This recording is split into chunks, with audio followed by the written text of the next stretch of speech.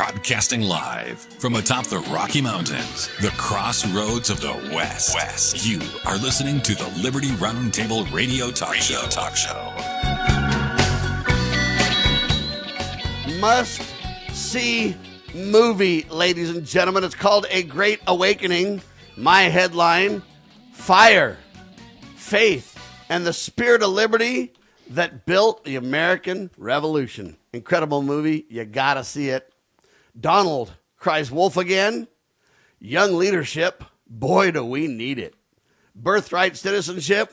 Teachers unions. And we're just getting started. Happy to have you along, my fellow Americans. This is the one and only hard-hitting news the networks refuse to use style. It's called Liberty Roundtable Live. And Lance Migliaccio, the big Mig brother, with me. Welcome, sir. Hey, good morning, Sam. Happy to be here as always. Of course, tip of the spear, edge of the knife, ready to do it. So let's get it going on. All right. So it's a must-see movie. It's called A Great Awakening. You haven't seen it, have you? I have not. I wasn't even aware of it. You need to go see it. It's in theaters now.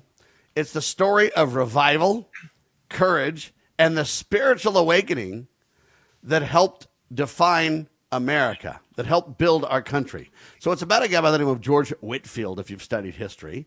And he came to America, and he was a preacher. He first wanted to be an actor, but then he got converted to be a preacher. He preached from 1739 to the 1770s, kind of a thing. And he had an incredible voice. He could project so loud, so far. Ben Franklin was shocked about it.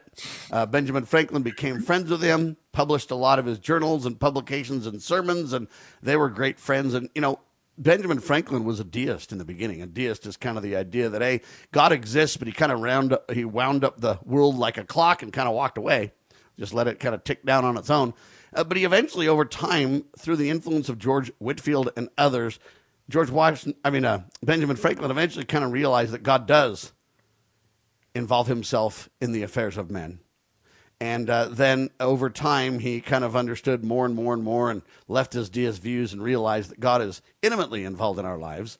So much so that he gave the speech in 1787 at the Constitutional Convention where he basically said, hey, can a nation rise without God's aid? And he really changed the nature of the discussions at the Continental Congress, CON back then. I don't support a CON again, by the way. But anyway, I digress, except to say that speech really started them to pray every day. It helped them kind of understand that, hey, this is beyond or bigger than us all. Incredible stuff. It's a must-see movie, A Great Awakening. Check it out, ladies and gentlemen. All right, Donald. I don't know how to respond to this. Another deadline, another retreat. Donald cries wolf again. After warning that a whole civilization would be destroyed, which, of course, I rejected him against, by the way. But he said a whole civilization could die. Then he reversed course, and he said, oh, man, hey, you know what? We got a temporary truce. It's tied to the opening of the Strait of Hormuz. And don't worry, me and Iran, we're good friends. We're talking now. It's all good. I don't mean to be offensive here and attack the president of the United States, but at some point you go, this is clown show stuff. We're beyond the art of the deal. You don't mess around with economies worldwide, threaten civilizations of utter destruction. We've got a Congress, and Congress declares war, not Donald. And then coming back and kind of acting like, oh, man, we're hanging out at lunch now. It's okay, Lance. Yeah, I'm uncomfortable with that for a number of reasons. I don't know how you can establish a ceasefire. We've heard Khomeini is in the hospital. Allegedly, he gave his approval from the hospital. Another group says that Khomeini is dead, the new Khomeini. And then, of course, there's two different groups. You've got allegedly Khomeini running one part of the country, and then, of course, people controlling the button for the missile silos and equipment coming from another division. There seems to be two different power structures in Iran. I don't know who signed the deal or who agreed to the deal. So right now, I'm unsure whether or not it's going to move forward. Of course, even after the ceasefire was agreed to, Iran went after Tel Aviv, which I think it proves that I don't know that they really have a ceasefire. I guess we're going to have to wait and see. Well, they don't have a ceasefire. Some people were left out of the ceasefire, Lance, also, to make your point. And then right now you've got Iran going, yeah, Donald agreed that we control the Strait of Hormuz now. What? Yeah. So, you know what? Everybody's trying to claim the win here, and that tells me that it won't go well. Yeah. You know, there is no doubt, and of course, that is such an important geographic location, the Strait of Hormuz. I don't think that anybody controlling it is a great idea. Donald Trump even suggested that since he was winning, he should be the one in charge of controlling it, and might even have to pay a toll to use it. I don't know. It's this is one of those kind of like the communist Chinese were trying to do to the Panama Canal, that kind of deal. You mean? Yeah, it's identical to that, really, because of course they were doing a fabulous job of taking control of it. That port deal they made. Of course, that's been disrupted by Donald Trump at this point. But look, the administration has put out these signals a lot of times in lots of different areas, including this now ceasefire. I don't really like that. I think if you're going to talk the talk, you got to walk the walk. And I think we've made a lot of mistakes with Iran in the past where we kind of went in there and kind of supposedly stopped them from, making and manufacturing nuclear weapons. None of that's ever really worked because we've never really taken out the leadership there completely and utterly. I don't think it's good for the Middle East. They've caused lots of problems. I don't think that there's ever going to be any peace in the Middle East with them under the same leadership. And I don't think they're agreeing to say, we're going to step down, we're going to leave, we're going to take our stolen Bitcoin and all our stolen, gold and the rest of the stuff they've been shipping out of the country, and we're just going to go away.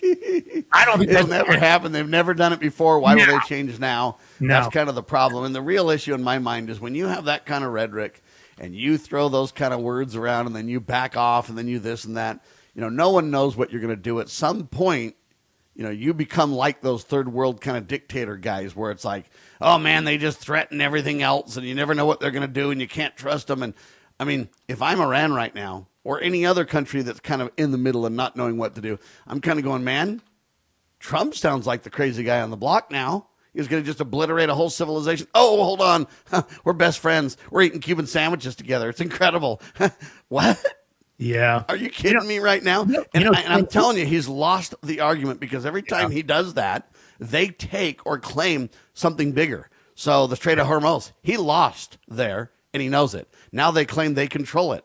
How is he going to claim different when they've proven they can control it? See what I mean? You know who the most dangerous guy in a bar is? The big mouth. It's never the big mouth. The truth of the matter is, it's the quiet. The big mouth is the most dangerous guy because he starts it all. The other guy would be chill. The guy big mouth. The guy you have to worry about. And what I don't like about Donald Trump is his constant telegraphing about what he's going to do and how it's going to go down. I'm actually shocked, being a fellow New Yorker. I think the most dangerous person you can confront is somebody that says, well, if we've got to solve it like this, we'll do that.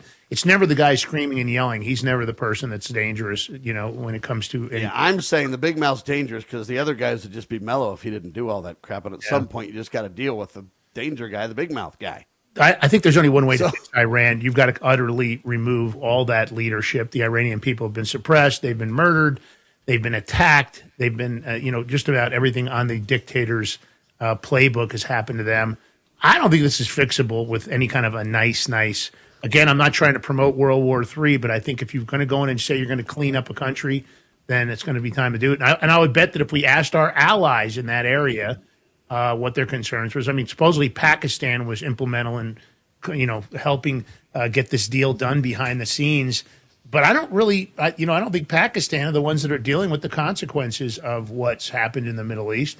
Sure, I bet you Israel is not excited about any kind of a ceasefire. I wouldn't believe they are, and they're supposed to be our number one ally in that. Yeah, I understand. And I would say this, Trump doesn't have authority to do anything about it. By the way, go look at your Constitution. That would be this group called Congress, who's on, recess still or what? Who are they? I'm not familiar. Is that part of our government structure? Are they the ones that are actually supposed to help us? That's what's supposed to happen. I'm not familiar with that group. The only thing that's the problem. They're derelict in their duty, ladies and gentlemen. But you know what? Young leadership, boy, do we need it. Lance, introduce our guest because let's get his take on this.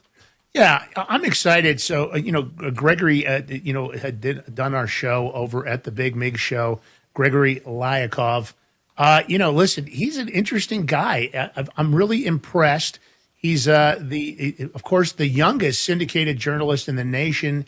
He's been published all over the country. I hate to even go on. Let's just bring him in and let him take us through it. Because there's so many places he's been published. He's in the Gateway Pundit, and he's been on so many shows. And at first, I thought, he's a young guy. Could he really be this well-read and this knowledgeable? He's almost like a savant. And I'm talking about him like he's not here. So let's just get him in here, Sam. Greg, welcome, sir. Thank you so much. Thank you so much. And thank you for introducing me. I want to know what you think about this whole thing, though. I'm just saying, look, you cannot cry wolf like that. You cannot just be so off, so on, so all right. We've got Congress. Go ahead and skip the break, Liz. I don't know what happened there. Go ahead, Greg. Yes, definitely. So I think there's truth to both sides of the matter. First off, this deal that Trump said, for Iran to make was obviously focused on the Strait of Hormuz, reopening the Strait of Hormuz. That is what Trump wanted. Trump set a deadline to, 8 p.m. Eastern time on Tuesday for Iran to reopen the Strait of Hormuz. And initially, Iran refused to do so. It was only after this negotiation that Iran actually agreed to reopen the Strait of Hormuz. So I disagree on the premise that this is necessarily a loss for Trump, because this isn't made to be an end to the war. We will see if there will be an end to the war. This is made to be an end to Trump's request that the Strait of Hormuz be opened, or that the entire civilization of Iran will be bombed, as he said in his Truth Social post. So it's not necessarily a loss on Trump's part. It's actually, in my opinion, a concession on Iran's part, because obviously control over the Strait of Hormuz, whether we like it or not, is something that Iran had. Iran had the ability, because of its proximity and geography to the Strait of Hormuz, it had the ability to control, put sea mines in the Strait of Hormuz, and really threaten the ships that go through this very, very strategically important strait that controls around 34% of all the crude oil trade in the world. And this ability for Iran basically gave it the premise that it could control the entire global economy through closing off or blockading the Strait of Hormuz. And that's exactly what it did, using its military technology and all of that to make sure that ships are too scared to go through. But I thought we destroyed all of it. I thought we took those suckers out. We sent them back to the last century. They don't have any nukes now, according to last June, and we basically disabled them 100%. Pretty much. The war was over by now, right? Exactly. This is where I'm getting to. That Trump's rhetoric sometimes is just too much. In some points, he hurts himself. His rhetoric hurts himself. He exaggerates how much actually is being accomplished. And look, yes, the truth is that we in general have wiped out most of Iran's capability. But the hardest part to wipe out is those, lone soldiers all throughout Iran of the IRGC that have rocket launchers, that have shoulder rockets, that can fire on U.S. Army helicopters or U.S. planes like it did last weekend. And it's very hard to eliminate those. It's just not feasible to eliminate all of that threat. So the only way to actually do something about it is to negotiate. We can't just expect for the Strait of Hormuz to remain closed for, 2 weeks. And the part that I don't give Trump, the mistake on Trump's part, is to make it seem, or was to make it seem, like the Strait of Hormuz was not strategically important to the United States, and that the United States was willing to concede on the point of opening the Strait of Hormuz. And that's what he did prior, about, a week ago. And obviously now it's a total shift. All right, so let me ask you this. Do you think Trump should have went to war? Do you think he has authority constitutionally to go, number one? Number two, he said it would only take 2 or 3 weeks. We should have already been done weeks ago, right? So yes and no. Authority constitutionally, we can go down this rabbit hole, but obviously no. Trump does not have authority constitutionally to go to war with another nation. But in the United States, unfortunately, this has been one of the most conceded points ever by both parties. And it doesn't mean it makes it right, but it does mean that we can't seriously expect Congress to sign off on a war if the other party doesn't. Like Libya, for example, which was a 7-month conflict, total war, really, that Obama launched, that wasn't even talked about. That was obviously not signed off on Congress. So both parties do it. It's not uniquely to Donald Trump. And this war was not supposed to end in 2 to 3 weeks.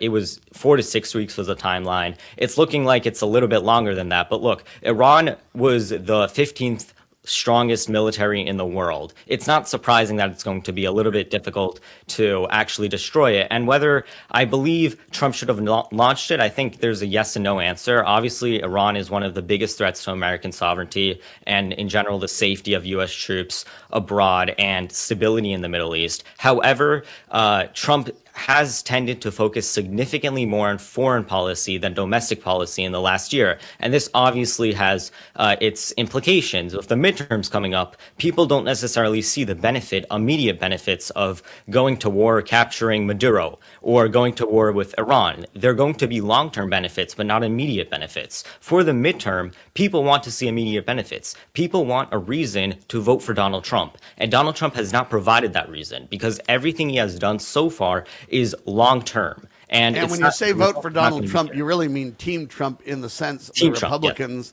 etc. Greg Lyakhov, ladies and gentlemen, with us. He's 17 years old. He writes for townhall.com, which is Salem. He writes for all kinds of big organizations. I mean, he's made it to Liberty Roundtable Live, so there you go, right?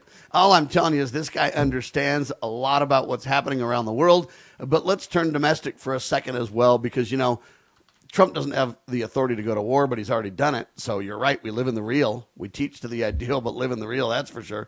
But there's a lot of other topics nobody's talking about because we're so bogged down talking about gas prices, which, by the way, they're what? I just saw gas $4.29 a gallon where I live, folks, and going up, they claim. So it's going to get rowdy fast. Even if we do open the Strait of Hormuz, it'll take a long time for gas price. They always go up fast. They come down slowly, ladies and gentlemen. That's the reality. But birthright citizenship is one issue in the courts that have been kind of bannered back and forth, and there's not enough attention being brought to it at all, as far as I can tell, Greg. Yeah, definitely. I think that no one is really focusing on it, partially because Democrats are making it seem like it's a very, very easy answer, that it's very obvious that the 14th Amendment, due to the precedent that has been set in the Constitution, and in general, the history of our nation to, accept this birthright citizenship right as the law of the land, Democrats have been pushing that this answer is so obvious that birthright citizenship is constitutional, and Trump's executive order to basically end it for the children of illegal immigrants and anchor babies, is unconstitutional. That's not true. There's actually a lot more constitutional debate than Democrats are making it seem. Obviously, if you value president, if you value just president and our new progressiveness as a society, then yes, your answer to birthright citizenship will come from there, and therefore you are not necessarily going to concede that birthright citizenship is not protected by the Constitution. So this is something that's very interesting. It goes into how the justices are actually going to view and interpret the Constitution. Obviously, there's two ways to interpret, two main ways. There's living constitutionalism and there's originalism. Originalism being the way, meaning that you interpret the Constitution based off its original intended public meaning, and obviously living constitutionalism, meaning you interpret the Constitution based off society's progressing values. If you interpret the Constitution based off society's progressive values, you are not going to you're not going to believe that Trump's executive order to end birthright citizenship is unconstitutional simply because, again, society has been progressing into living, and we've accepted it in society for years, and there it goes. Lance, what do you say? The court's given some kind of little tidbits of their thoughts, but we're not going to, really find out till June? Is that how it's going to be, Lance? It sure looks like that. I mean, the oral arguments takeaways, what are we looking at? Justice by justice signals, 2.5-hour session. Look, likely people are estimating 5-4 or 6-3. There's a lot of skepticism about Trump's executive order. It's also interesting, and I got to get your guys' input on this. This is the first time a sitting president has actually, spent time inside of the Supreme Court for oral arguments. Well, he's been in the courtrum a lot, so he kind of likes it there. That's right. He's gotten very used to being in a courtroom, usually under attack. But what's your guys' take on that? Because again, I'm going to throw to you first, Greg. This is, I don't think, has there ever been a sitting president that's actually sat in the Supreme Court ever, historically? No. So Greg, what are your thoughts? Why did he take that position, and why did he? Because he's got to be the first to do everything. That's why.